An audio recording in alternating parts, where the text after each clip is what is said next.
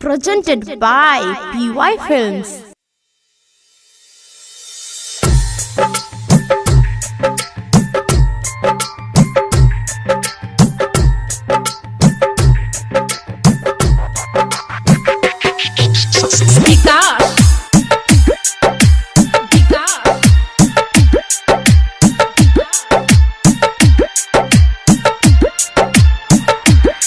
दूरी अपना से कैला हमरा कर तू हो।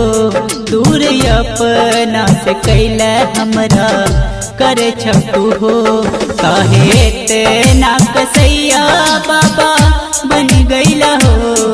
काहे तेना कसैया बाबा बन गईला हो। दूरी अपना से कैला हमरा कर तू हो। दूरी अपना से कैला हमरा कर तू हो।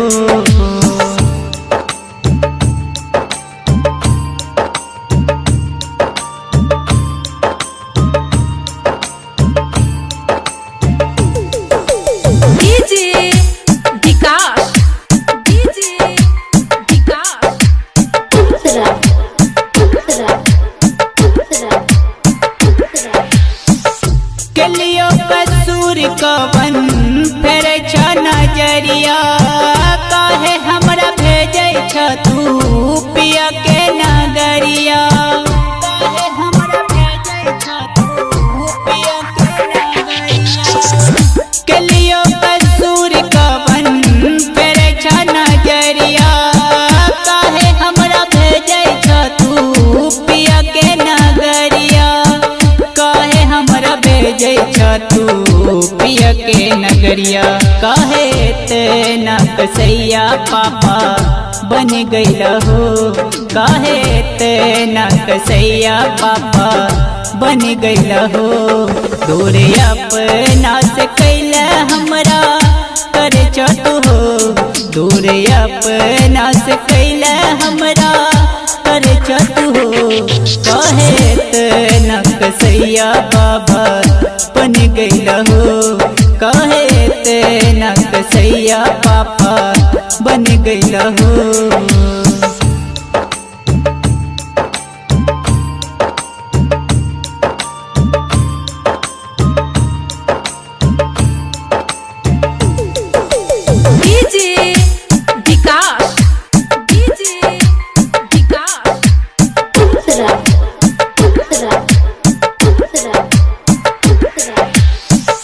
केकरा से मंगवा कल से भर लोटा पनिया।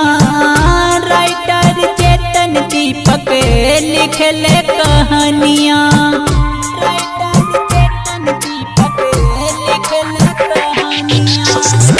केकरा से मंगवा कल से भर लोटा पनिया।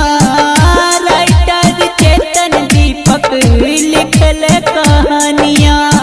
राइटर चेतन दीपक लिखले कहानियाँ। काहे तेना कसैया भैया बन गईला हो। काहे तेना कसैया भैया बन गईला हो। दूरे अपना से कैला हमरा कर तू हो। दूरे अपना से कैला हमरा कर तू हो। काहे तेना कसैया पापा बन गईला हो। काहे तेना कसैया भैया बन गईला हो।